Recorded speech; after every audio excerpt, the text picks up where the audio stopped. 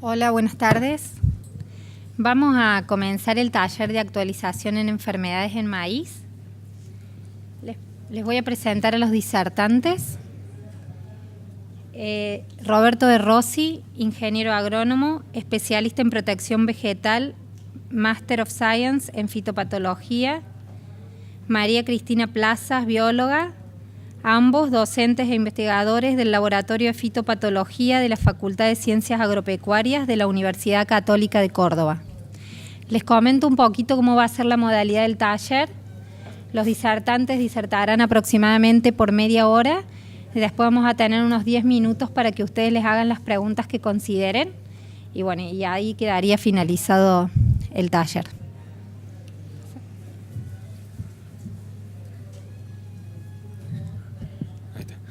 Hola, buenas tardes a todos. Muchas gracias por la invitación a Presid, muchas gracias por la presentación y gracias a ustedes por estar presentes. Ya este es el quinto año consecutivo en el que tenemos armado junto con la Presid un espacio para hablar de cómo viene la sanidad en el cultivo de maíz. Ya con algunos de acá veníamos charlando recién de que ya nos hemos visto en los distintos y los sucesivos años viendo cómo viene el avance de las enfermedades, algunas cosas más especiales de algunas regiones, la problemática pasada que estuvimos hablando el año pasado con respecto a las enfermedades en fecha de siembra de maíz tardío, ¿sí? Y en este caso lo que les queríamos invitar a charlar o a pensar un poco más es una actualización de enfermedades, pero haciendo hincapié en 3 o 4 problemáticas centradas para que podamos explayarnos un poquito en cada una de ellas y no nos vayamos solamente con el concepto general como fueron las anteriores presentaciones en las que hablamos un poco del panorama general y el manejo de esas enfermedades.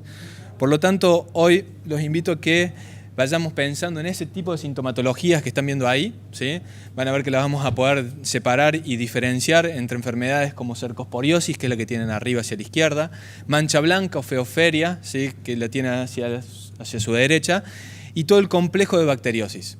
Como bien decían en la presentación, la idea es que hagamos de un taller, somos pocos, muchos nos conocemos, pueden participar en cualquier momento, levanten la mano, cortamos, no hace falta que hablemos los 30 minutos nosotros y después hagan las preguntas. Va a empezar Cristina, María Cristina, que trabaja en nuestro laboratorio de fitopatología de la Universidad Católica, haciendo hincapié en todo lo que es bacteriosis. Después volvemos y retomamos con enfermedades causadas por hongos y cerramos ahí al final con un poquito hablando de manejo.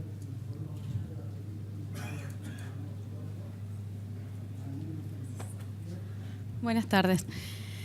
Las bacteriosis son un problema que venimos viendo de hace un tiempo. Se van presentando diferentes.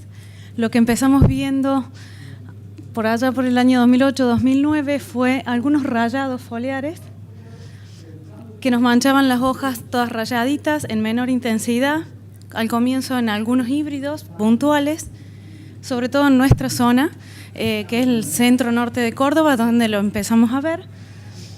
Después, esto,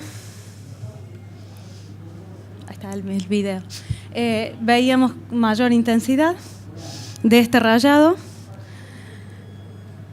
Lo que podemos saber hoy, o sea, después de unos años de tratar de saber qué tenemos, no es simple identificarlas y reconocer cuál es puntualmente la principal que está causando estos daños.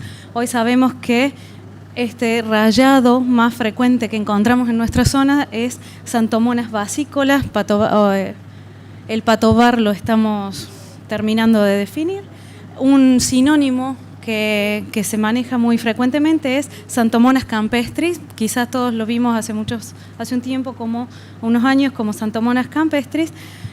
El sinónimo actual que se maneja es Xanthomonas basícola.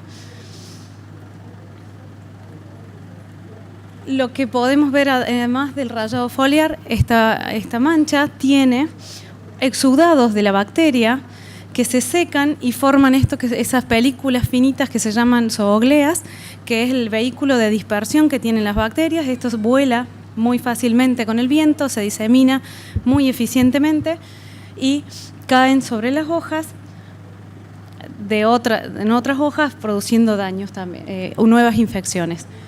En 2011-2012 fue la detección tratando de analizar todo esto que veníamos encontrando en el maíz, distintos síntomas.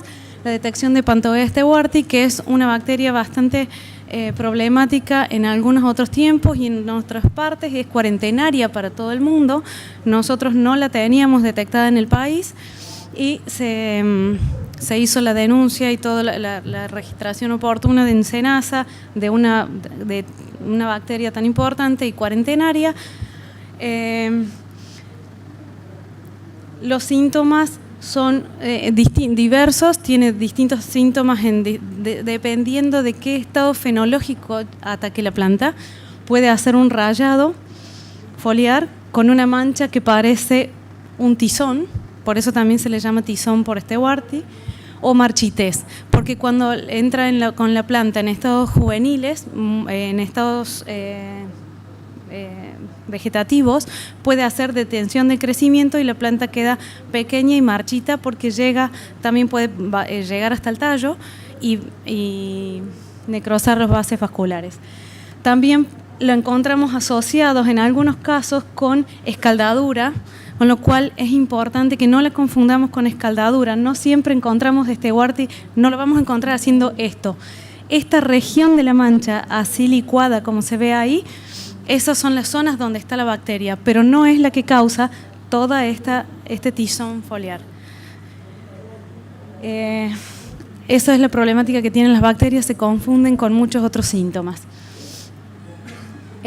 También, por ejemplo, tenemos positivas hojas que nos dieron para Pantoea stewarti, con lo cual la parte donde nos dio positivo es esta lesión más grande, que se ve más como un tizón, mientras que esta raya más finita, blanca, no, probablemente sea otra, sea Acidobórax, pero no stewarti. Entonces, stewarti necesita un vector, que es un insecto, que la transmite muy eficientemente y nosotros no tenemos el vector. Entonces, la detectamos en las hojas que muestreamos, pero no necesariamente la estamos encontrando con la intensidad de daño que podría hacer, por ejemplo, en Estados Unidos, porque tiene el vector presente. Entonces tenemos la suerte de no tener el vector. Por eso tampoco vemos el daño de marchitez temprana y que las plantas se queden, al menos por Pantoea stewarti. Y es lo que estamos creyendo hasta el momento. Acidobórax es la que yo les mostraba, que el rayado foliar se parecía, que este sí es Acidobórax y acá hay Pantoea. Acidobórax avena es un patógeno que comparte con la caña de azúcar. Sí lo teníamos en el país, pero no estaba detectado para maíz. Acidobórax en estados tempranos también puede bajar al tallo, hacer necrosis de los haces, ¿sí? Y hace marchitez y pudre la base del tallo, y esto se está viendo bastante en algunos lotes, en algunas regiones. En algunos momentos se ven como plantas aisladas, pero si la planta no llega a tener este estado de daño que baje hasta el tallo, se empiezan a ver manchas como estrías también, alargadas, que hacen necrosis como aguachenta en el borde de la mancha y quedan en el centro, la mancha tiende a quedar blanca, no negra o amarronada, sino Acidobórax lo deja de color como blanco adentro. Acidobórax puede, además de bajar al tallo, lo que vimos este año, tuvimos consultas porque hubo lotes en que tenían hasta un 60% de plantas con tamaño retrasado, y lo que hicimos fue muestrear estas plantas con distintos estados. Había plantas en que le atacaba en el estado de vegetativo, en las primeras hojas, y morían completamente. Estas plantas no llegaron a dar ninguna espiga. Plantas donde la planta quedaba muy pequeña, llegaba a florecer, pero no eran plantas que no pasaban el metro 20, metro 50 de altura. Estas son las espigas que... Perdón. Estas son las espigas que encontrábamos en esas plantas que le pusimos de categoría... esta era categoría 4, la más afectada. Categoría 3, la que estaba severamente afectada, pero lograba hacer algún tipo de espiga. Y estas otras eran plantas que se veían, o sea, que llevaban como un retraso en el estado fenológico, que daban más petizas que el promedio, más bajas, y las espigas eran más pequeñas. Esta es una espiga normal comparada a las otras espigas que correspondían a esa categoría de planta afectada. Esta tiene una pérdida de rendimiento entre un 40 y un 60% comparado al resto de las plantas sanas. Y estas son espigas sanas del mismo lote. Hubo casos muy marcados de lotes que estaban muy preocupados y tuvieron bastantes pérdidas. Los números finales todavía los estamos tratando de sacar, no tenemos hasta ahora estas estimaciones, pero nos está preocupando la aparición de esta bacteria porque está haciendo casos puntuales. También lo que pudimos ver este verano es Burkholderia andropogonis, que hace una mancha, una estría también internerval, como hacen todas las bacteriosis y muchos de los patógenos de maíz, entre las nervaduras Alargonda OC, en el sentido longitudinal de la hoja, y la mancha es rectangular, avanza con bordes bien definidos, entonces nos hace como una mancha rectangular que se confunde muy fácilmente con mancha gris por cercóspora. Las manchas pueden llegar, la diferencia puede hacer una mancha más acuosa o menos acuosa dependiendo del híbrido. En todo esto siempre el comportamiento para el híbrido es muy importante. Y la mancha, si un híbrido tiene un poco mejor comportamiento, aunque este no lo parezca, la mancha puede llegar a unirse y puede hacer manchas más irregulares, no tan perfectamente cuadraditas como lo hace inicialmente. En este caso, que la hoja está muy avanzada, tiene también síntomas un poquito más irregulares, pero la mancha a trasluz se ve que la mancha es bastante regular, rectangular, se pueden juntar varias, y lo que nos hace distinguirlas de mancha gris por cercóspora es que tiene estas líneas, esas manchas, como las zonas donde iba avanzando la bacteria, colonizando el tejido, haciendo la necrosis, y esas líneas a trasluz nos dejan diferenciarla fácilmente de cercóspora. Cercóspora hace la mancha gris neta, bien, y cuando uno lo pone a trasluz no se ve tan traslúcida y tan con zonas oscuras y zonas claras. Es bien compacta la mancha de cercóspora, como queda el tejido necrótico. Entonces, con respecto a las bacterias, hay muchos síntomas distintos. Burkholderia, que es esta, la encontramos en el 2014. La primera muestra que vimos fue de pergamino, del INTA de pergamino que nos mandó Lucrecia, y ya la vimos en Córdoba, y este año en la zona de Santa Fe y Chaco hubo mucho, Entre Ríos también, y se la confunde muy fácilmente con mancha gris. Entonces también tenemos aplicaciones de fungicida para tratar de controlar por un mal diagnóstico al hongo, y el tema es que la planta, al tratar de manejar la aplicación del fungicida y a su vez bajar la flora normal que tiene la hoja, que puede ser fúngica, que hay muchas levaduras que también se ven dañadas por el fungicida, la bacteria en muchos casos mostraba mucho más expresión de daño porque aplicábamos un fungicida. Entonces es muy importante diagnosticar, descartar que no sea la bacteria antes de aplicar un fungicida, porque vamos a estar hasta incentivando que la bacteria quede sola sobre la hoja a hacer todo lo que su potencial le permita. Entonces, hay que tratar de evitar esto. Básicamente, frente a un lote así, lo que podemos hacer es diagnóstico, aislamiento, diagnóstico de las bacterias, estar bien seguro qué es. Muy rápidamente a veces podemos descartar con cosas más simples si es cercóspora, si es un hongo, y si necesitamos saber qué bacteria específica es, hay técnicas de laboratorio de las cuales disponemos para distinguir si es ácido bórax, si es Stewart o ácido bórax, algunas otras que también hacen manchas, y sobre todo, en el caso del último año, si es Burkholderia o mancha gris por septoria. Básicamente eso, el diagnóstico es importante. No disponemos de productos para controlar bacteriosis, mucho menos a nivel de cultivo extensivo. Entonces, el manejo es con híbridos con mejor comportamiento, con resistencia, como normalmente se maneja. Entonces, estas bacterias quedan mucho en el rastrojo, tienen una capacidad de mantenerse viviendo saprofíticamente en el rastrojo, y sería la forma de ver en una rotación cuánto nos está quedando. Si nos quedó bacteria para el próximo cultivo, no es lo mismo que haya quedado hongo. ¿Cómo planteo el manejo? El manejo es cultural, con rotaciones. Lo mejor que podríamos hacer para las bacteriosis es acelerar la mineralización del rastrojo para que dejen las poblaciones de ellas bajen mucho en el suelo, en el rastrojo, y así no tener mucha carga bacteriana para el año siguiente. Y la elección del híbrido también es muy importante.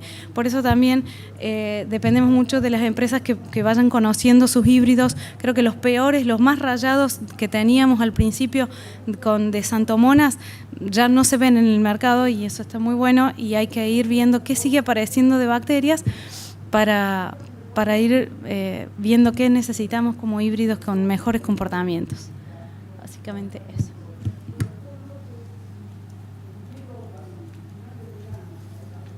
Bueno, hasta ahí fue la parte que era un poco más para profundizar todo lo que venimos hablando todos estos años, de los síntomas que nos causan alguna preocupación a campo y que no sabemos realmente determinarlos.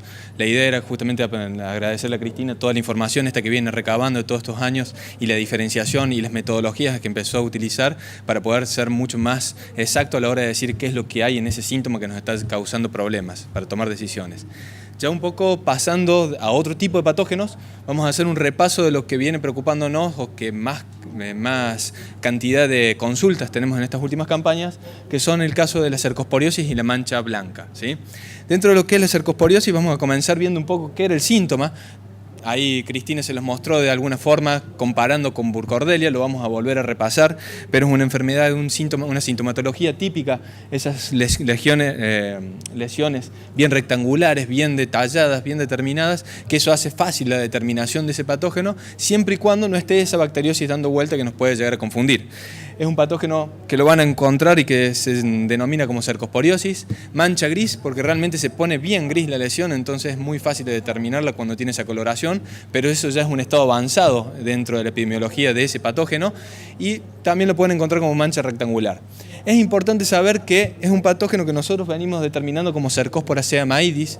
Esto es importante porque está citado y puede estar dando vuelta también dentro de esa gama de lesiones, Cercospora sorghi, forma especial maidis, que está muy determinada hacia el norte de Brasil. Es importante determinarlo porque el control que se pueden realizar con los fungicidas que tenemos registrados hoy en el mercado, tanto en Brasil como acá en Argentina, el control es diferencial. Cercospora ceamaidis, que es lo que tenemos en la región centro-norte Córdoba, Santiago y Chaco, que es lo que venimos determinando, pero no significa que no esté la otra, se controla bastante mejor y vamos a ver porcentajes de control y de manejo para ese tipo de patógeno, ¿sí? Como les dijo Cristina, esos son los síntomas que pueden ser parecidos o similares, pero son distintas enfermedades. Todo lo que están viendo ahí son bacteriosis, pero fíjense lo parecido que es a la cercospora. Lo importante de esto es, ¿conocemos ya el germoplasma de nuestros materiales? Venimos hace años mostrándole cómo los materiales vienen cambiando y las empresas vienen generando información. Ya para tizón, para roya común, conocemos. Ha habido un gran intercambio entre las empresas de materiales que eran susceptibles. Ya la gran mayoría de las empresas está trabajando con materiales que tienen una tolerancia o inclusive algún tipo de resistencia para este tipo de patógenos. Para bacteriosis se conoce bastante poco, pero sí, como bien dijo Cristina, los materiales más susceptibles han salido de mercados o han sido corridos a otras zonas donde no hay tanta presión. Pero ya hablando de roya polisora o cercosporiosis, y en este caso haciendo hincapié en cercosporiosis, estamos corriendo bastante de atrás con bastante poca información en el mercado, y lo vamos a ver, por ejemplo, que en estas últimas 3 campañas hemos podido categorizar algunos materiales, no todos, por ejemplo con los ensayos que genera CREA en distintas regiones, en este caso hablando del centro norte de Córdoba, donde en un año, por ejemplo en la campaña 2014-2015, donde comenzamos a evaluar materiales, ya veníamos evaluando que había cercóspora en algunas regiones, pudimos hacer la diferenciación en algunas zonas donde hubo mayor presión. Ya en la campaña siguiente pasó lo mismo, empezamos a trabajar con distintos grupos que estaban preocupados con esta enfermedad, y ya en este último año, ya en un convenio, trabajando con distintos grupos, por ejemplo, en los mismos grupos, en este caso Grupo Río Seco o CREA, toda la región centro-norte, planificar los mismos ensayos en distintas localidades para poder contemplar cómo están los materiales frente a los distintos patógenos, en este caso haciendo hincapié sobre cercóspora, para ver cómo se comportaban. Entonces, el trabajo que se viene realizando ya viene con unos años de caminado. Así podemos determinar cómo hay algunos materiales que, a pesar de que se enferman, tienen una baja severidad final, y hay algunos o bastantes, ¿sí?, que eso es lo que todavía nos preocupa, a pesar de 3 años de tener alta presión de cercóspora en el centro norte de Córdoba, Santiago y Chaco, que tenemos materiales de alta cantidad de hectáreas sembradas con ese material que tienen ese tipo de comportamiento. También venimos trabajando con lo que es el manejo químico, ya que es la primera herramienta que tenemos para contrarrestar las lesiones o la enfermedad que causa esta enfermedad, hasta que podamos tener en el mercado, así como pasó con tizón o como pasó con roya, materiales que realmente sean tolerantes o resistentes. Fíjense la severidad final en un material susceptible y cómo queda con una sola aplicación, o para verlo de una forma más gráfica, ¿sí?, en el campo. Y les marco acá un dato, el porcentaje de control altísimo que tenemos con este patógeno cuando llegamos de forma temprana. Con tizón pasa lo mismo, con roya pasa lo mismo, pero esta enfermedad hemos visto que con todos los fungicidas registrados para el cultivo de maíz se pueden obtener buenos resultados de control siempre y cuando se lleguen con aplicaciones tempranas. Si estamos llegando de forma tardía, con mayor severidad, el porcentaje de control baja un 60, un 70%. Es más fácil de controlar que tizón, por ejemplo, los que han tenido problemas con tizón, pero se tiene que llegar con severidades menores. Un ejemplo, ¿sí?, de algunos ensayos de distintos materiales con porcentajes de severidad altos. Imagínense que esas son las 3 hojas más importantes del cultivo y que tienen el 27% del área muerta, o el 15%, o casi el 17% del área muerta por severidad, por cercóspora, y con una sola aplicación se bajaron a menos del 1% del área, explicando los buenos porcentajes de control y que es una herramienta que anda dando vuelta, que la tenemos a mano, que es importante saber que está. El grave problema que tenemos hasta este momento es que no hay ningún fungicida del cultivo de maíz registrado para esta enfermedad. Sí para las demás enfermedades, pero no para cercóspora. Es un camino que las empresas tienen que recorrer en estos años. Una de las cosas importantes es ver, por ejemplo, en otro tipo de ensayos, de que las severidades hacen de esta enfermedad un salto muy alto en pocos días y en estados fenológicos avanzados. Llegamos a hacer un ensayo con un testigo, con un material en estado fenológico R2, en menos de un mes o en un mes en estado fenológico R4, de esa severidad, de 1% de severidad, pasamos al 27% de área foliar afectada. Fíjense que la aplicación se hizo con una severidad baja, un 1,5%, digamos no era tan importante, pero el porcentaje de control ya baja a un 70% comparado a un tratamiento con casi nada de enfermedad que controla mucho mejor. Entonces esto es para reforzar lo que planteamos en 1 o 2 talleres anteriores. ¿Cómo está la ventana de toma de decisiones en el cultivo de maíz? Si ustedes se fijan en lo que hablan o posicionan muchas de las empresas, los fungicidas utilizados en el cultivo de maíz normalmente tienen 2 momentos de aplicación en las cuales son recomendados. Bien temprano, alrededor de B8, B10, o alrededor de floración. Principalmente muchos van a ver que de figura inclusive en el protocolo de aplicaciones alrededor de BT o R1 y no más que eso. Si nos vamos a la realidad de la zona centro-norte, Córdoba, Santiago y Chaco, lo que estamos viendo es que si posicionamos esas aplicaciones tempranas en B10 o R1, las curvas tanto de tizón como cercóspora empiezan a crecer y a ser realmente importantes a partir de estados fenológicos avanzados, R2, R3 y R4. Entonces todo lo que son aplicaciones tempranas por protocolos realmente le están errando y llegamos a tener bajos porcentajes de control o nada, o no respuestas a fungicidas porque estamos adelantando mucho las aplicaciones.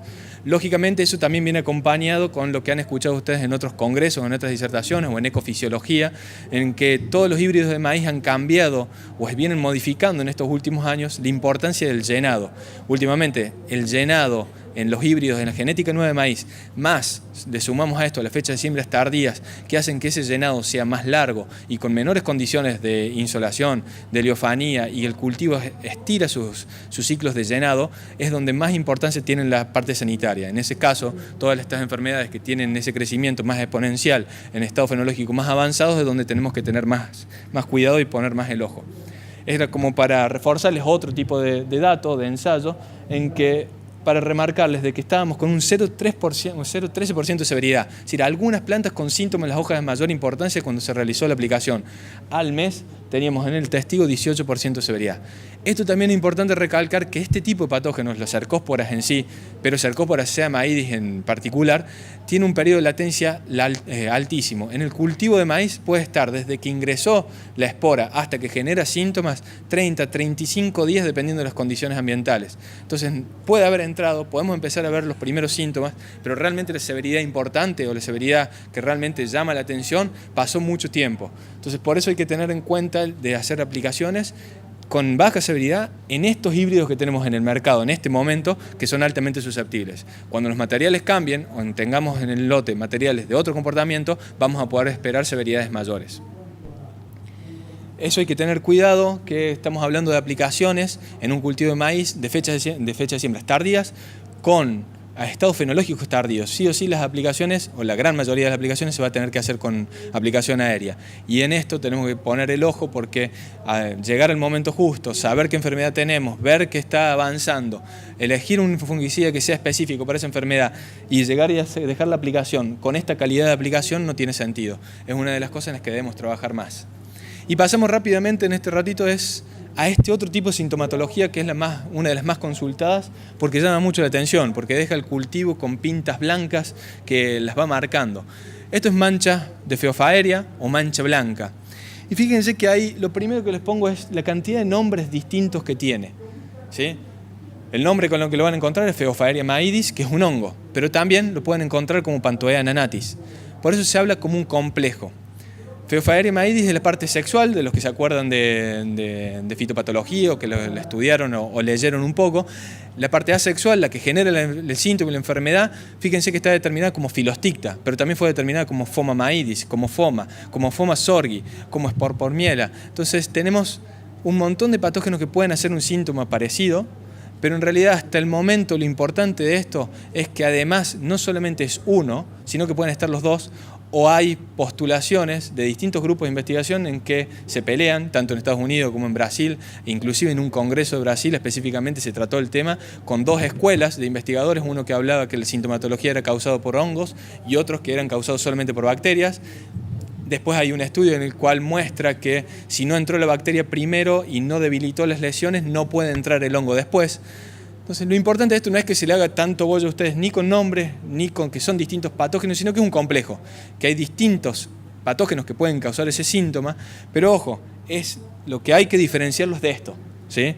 Lo que denominamos normalmente lunar blanco o puntos blancos, ¿sí? Que ahí lo tienen. Por eso les tengo tachado mancha blanca. La mancha blanca es el otro patógeno, el otro complejo que es bien diferencial y que puede ser muy perjudicial. Esto es una etiología diversa, es decir, hay distintas causas que pueden hacer este tipo de síntomas. Es muy común que ustedes lo vean en distintas partes de la hoja como puntos blancos, como aureolas blancas, que se puede ver bien claro en estados fenológicos tempranos como un halo bien clarito, ¿sí? Ahí lo puede causar Phaeophaeria, lo puede causar Panthoea nanatis, lo puede causar las dos. También lo puede causar una bacteria que es Pseudomonas syringae, que algunos lo deben haber escuchado, lo vieron en los libros de maíz, como mancha de Olcus. También la deriva de Gramoxone hace exactamente el mismo tipo de sintomatología y cuando estamos con esta problemática de malezas resistentes, sin lugar a dudas hay mucha deriva de Gramoxone, entonces también nos puede estar dando vuelta. También hubo una hipótesis postulada de lluvia ácida, esa no se comprobó, pero bueno, está dando vuelta. Lo importante es diferenciarlo de ese tipo de sintomatología. Un montón de lunares y manchas blancas en un sector de la hoja que puede tomar la planta completa, ¿sí? Y hacer este tipo de severidad, que este año lo vimos en algunos lotes en distintas regiones, es una de las enfermedades más problemáticas de Brasil y por eso es una enfermedad en la que tenemos que llevar registro. Hasta el momento no podemos manejarla, no tenemos con qué. Sí sabemos que las empresas tienen que empezar a trabajar en la resistencia para este patógeno, es la forma en la que se está tratando de trabajar en Brasil, inclusive allá vienen bastante atrás con esta temática, por esta complejidad que les decimos que son distintos hongos y bacterias que conviven, comparten o sinergizan. Entonces hay que tenerlo cuidado y cuando hacen una pregunta o tienen dudas, obviar esto, que lamentablemente siempre hay dando vuelta, que es el daño por paraquat, que el sintomatológicamente es muy parecido o igual. Entonces, cuando hay lotes o zonas donde se está haciendo garbanzo y se seca, o donde se está haciendo algún tratamiento para un lote con malezas resistentes, es muy común de verlo. Y no solamente ver esto en el lote, sino saber que tenemos registro de daños por paraquat con derivas por inversión térmica a más de 2.500 metros. Es decir, lotes que estaban totalmente encerrados, del mismo productor, en mismos campos de grandes extensiones, un solo lote aplicado, la deriva llegó hasta 2.500 metros atrás. Entonces, es para tenerlo en cuenta, es una enfermedad importante a la cual tenemos que, igual como dijo Cristina con bacterias, saber de qué es lo que tenemos en el lote, tratar de determinarlo de la forma fehaciente, para ahí tomar decisiones de manejo, ¿sí? Y como para cerrar y abrir un poco el momento de preguntas, sabemos que el puntapié inicial, como en todo, es la genética, partir de ahí y ver qué podemos tener tanto para bacterias como para cercóspora y como para Phaeophaeria. Partiendo desde ahí, el manejo va a ser totalmente distinto. Sí tenemos que tener en cuenta que hasta el momento es fundamental la identificación. Para esa identificación y para tomar decisiones, si no hacemos cuantificación, saber cuánto hay en el lote de los distintos patógenos, se nos toma mucho más difícil tomar una decisión. Va a ser fundamental el monitoreo, y el monitoreo haciendo hincapié en que es un cultivo en el cual no se hace monitoreo, seamos sinceros, comparando con soja, con garbanzo, con trigo, con el cultivo en el que extensivo, con el que lo comparemos, es un cultivo que tiene muy bajo porcentaje de monitoreo, y más si estamos hablando de enfermedades que le denominamos enfermedades fin de ciclo, enfermedades que están en R2 para adelante o R1 para adelante. Ya fueron a choclear, ya se olvidaron del lote hasta que no van a cosecharlo. Entonces llegan normalmente con severidades muy altas. Ahora, también tenemos como ventaja conocer un poco las condiciones condiciones conducentes que son más predisponentes para cada uno de los patógenos. Y por último, tratar de saber que el control es distinto. No es el mismo el control para cercóspora, así como les mostré que no es lo mismo para tizón, no es lo mismo para roya, totalmente distinto para bacteriosis. Y en el caso de Phaeophaeria y la combinación con una bacteria, vamos a tener que, en algunos casos que sean específicos, tratar de pensar en algunos fungicidas de contacto o no penetrantes que no estamos acostumbrados a usar en el cultivo de maíz. Entonces, para que vean que la decisión, que normalmente es la primera que se pregunta, ¿con qué controlo esto?, tiene que pasar por ese tamiz de todos esos puntos antes de llegar a ese momento. Quedamos listos para las preguntas.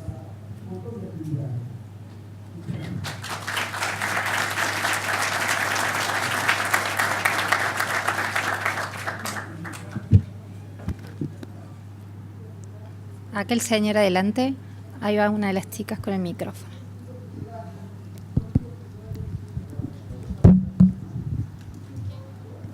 Ahí en la segunda fila. Ahí está, gracias. Buenas, ¿qué tal? Mi pregunta es, ¿los híbridos tropicales o tropicales por templado responden mejor a estas enfermedades?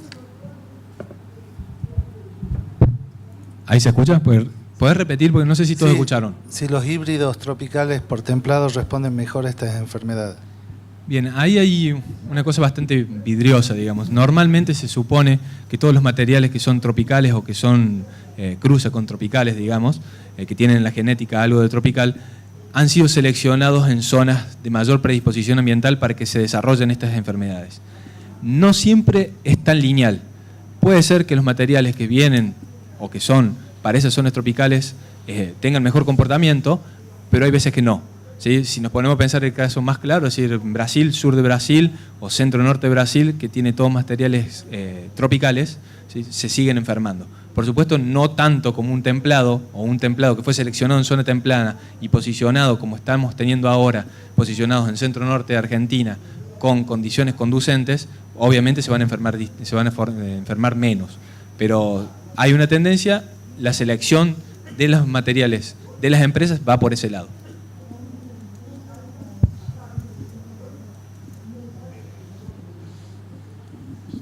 Rosy, Después acá. Sí. nosotros venimos del norte del país, ¿no? De trabajo en Obispo Colombres y hacemos evaluación de híbridos.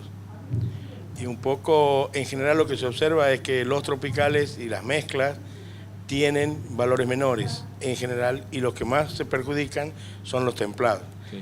A ciencia cierta lo que vos decís, también hemos visto tropicales con enfermedades que parecía que no, y un poco eso confirma lo que vos acabas de decir, pero de todas maneras siempre el valor, digamos, de severidad e intensidad es menor. Sí, sin lugar a duda, pero no, es para no generalizarlo, pues está la creencia que si son tropicales o son seleccionados en tropical, no se enferman. Perfecto, gracias por el aporte.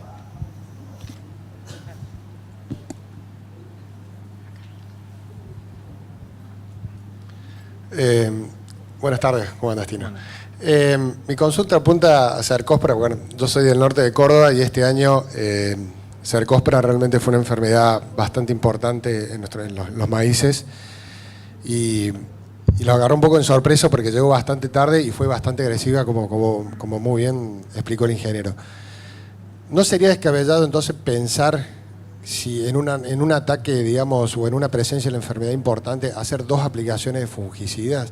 Porque vos recién dijiste, hay que agarrarlo bien temprano, pero si después el fungicida quizás no tenga la persistencia y Cercospora vuelve a aparecer, por ejemplo, en R4, como apareció este año, ¿no podría también afectarnos? O digamos, ¿qué recomendación en ese caso harías? Bien, este año fue un año para la zona atípico en cuanto a que se cortaron las condiciones. Empezamos a ver Cercospora, hubo registro de Cercospora, se cortó la lluvia y después Cercospora volvió a crecer de forma muy agresiva. En años anteriores, tanto como en este, donde hubo condiciones, la doble aplicación fue lo que mejor la controló y hubo respuesta de rendimiento. Lo que pasa es que a nivel general es una práctica que se torna económicamente poco viable. Entonces, lo que normalmente hacemos es tratar de buscar el mejor momento de tratar de buscar en esos casos puntuales el mejor momento de la aplicación. Uno de los porcentajes de control con un tratamiento, con una aplicación llegando con severidades bajas, anduvieron muy bien. No hacía falta la doble aplicación, salvo en algunos casos en los que se escapó y ahí sí una doble aplicación valió la pena. En híbridos, como le decíamos, esto es lo mismo que pasó cuando pasó Tizón hace 4 o 5 campañas o hace 7 con Roya, en los cuales había alta presión, los híbridos eran susceptibles y las condiciones eran muy conducentes. Normalmente con híbridos que se comporten un poquito mejor, con una sola aplicación deberíamos estar bien. No veo si hay alguien. Existen, pero hasta ahora nada estudiado. Acá. Hay alguien. Supuestamente va a haber, ya se está haciendo, hay una tesis doctoral que está con razas de Cercospora y próximamente va a haber otra. ¿Hay alguien más para preguntar? Que de acá no veo bien con la luz. Bueno, ahí el C.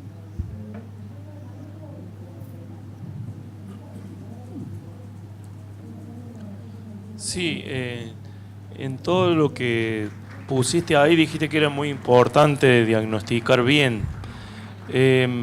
Ahora, ¿cuándo hay que mandar el material para diagnosticar? Porque si te aparece una manchita,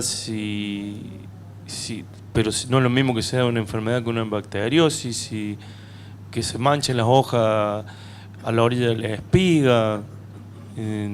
¿En qué momento hay que tomar las muestras?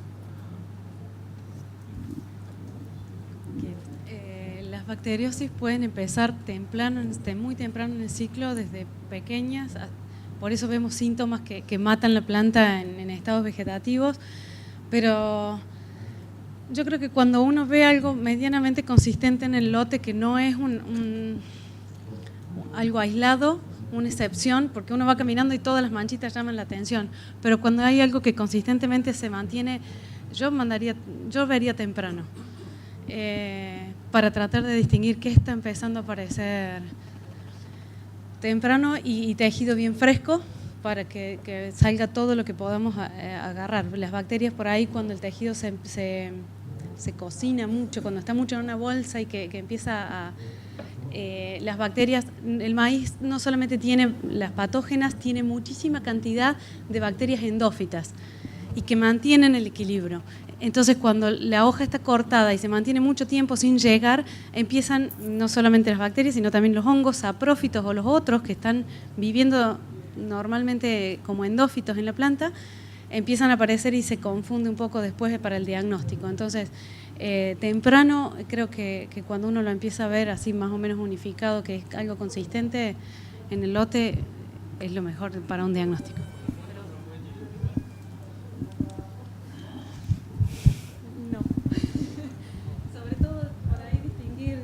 Si es uno u otro, a veces cuando tenés mucha experiencia, el tema cada híbrido tiene una reacción distinta a veces. Les mostraba, las bacterias reaccionan, hacen mancha más ancha o halo clorótico mucho más grande o más chico, dependiendo del híbrido. Entonces a veces se complica mucho. Es como, nunca va a ser determinante una foto. Como para completar la pregunta del momento de evaluación, obviamente, a diferencia de soja o de otros cultivos, como hablábamos, el monitoreo es muy puntual en el cultivo de maíz. Entonces sí, por lo menos plantear dos momentos que son fundamentales. Cuando está el cultivo en B8, B9, B10, que empieza a elongar, a partir de B7 empiezan a elongar los entrenudos, ¿qué es lo que está pasando con las hojas, las últimas 4 hojas desplegadas? No tanto con las hojas que están más abajo, porque son las que siempre presentan síntomas, están más tiempo en el lote, se enferman, pueden tener bacteriosis, cercospora, tizón, pero necesitan llegar a ese tercio, ¿sí? el tercio medio de lo que va a ser el cultivo una vez que esté desplegado, para empezar a ser importantes. Entonces ahí tenemos que ver de que no haya una evolución. Y luego, sin lugar a dudas, empezar a acompañar las hojas que estén alrededor de la espiga. Siempre las 3 más importantes son la hoja de la espiga, más 1 y menos 1. Si queremos ser un poquito más exhaustivos, pueden ser las más 2 y menos 2, es decir, la hoja 2 por arriba y 2 por abajo de la espiga. ¿Qué es lo que está pasando ahí? Es lo que nos puede llegar a tomar una determinación de si tenemos que intervenir el cultivo o no. Entonces esos son los momentos claves. Ahora, si sabemos que estamos en un lote de fechas siembras tardías, con materiales templados, en centro-norte del país, y que no conocemos bien cómo es el comportamiento para bacteriosis, feofaeria, cercospora o tizón, lógicamente el acompañamiento tiene que ir un poquito más. Un R2, un grano lechoso, grano pastoso, para después ya estar un poco más tranquilos. ¿Alguien más? Que ya nos quedaría la última pregunta. ¿Estamos en horario? ¿No ven ahí? Bueno, yo tengo una última pregunta. Con bacteriosis, ¿hay posibilidades de con algún tipo de nutrición en particular que podamos estar un poco más preparados para la lucha o simplemente el híbrido necesita ser más eficiente en la lucha contra la bacteriosis? Sí, las fertilizaciones específicas de cultivo no se hace mucho. Cuando la planta está estresada sí se ven más. Lo que uno tiene por ahí el concepto de que las bacteriosis van a ir asociadas a agua, no es lo que vimos necesariamente en Córdoba. Empezó en las zonas más secas, centro-norte, bien al norte de Córdoba es donde empezamos a ver los síntomas de bacteriosis y en realidad los está favoreciendo el daño, o sea, las tormentas que hacen micro lastimaduras de hoja entre hoja. Eso es suficiente para la bacteria, no agua libre y lluvia y agua libre sobre la hoja. Entonces más eso, quizás tender a evitar fechas de siembra que nos agarren. La planta es más pequeña en momentos de más temporales, de viento y eso. Lo que nos vemos también es que sobre el borde del cultivo, donde más pega la arena de los caminos, así del borde del lote, entonces es más eso, más que lo nutricional. No hay una relación que hasta que yo maneje. Bueno, muchas gracias a ambos por participar en el taller y gracias a los participantes. Buenas tardes.